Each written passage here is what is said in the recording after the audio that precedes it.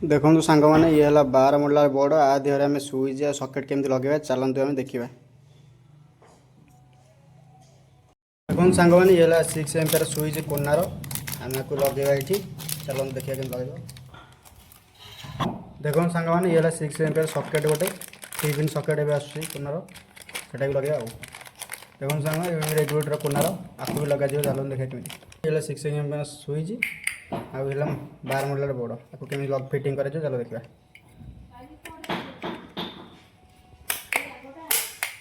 और सब clip system अच्छी आराम से आप चाहिए निजे भी आप घर बना लगे पारे। ये सकेट भी से क्लिप सिस्टम अच्छी पुश कर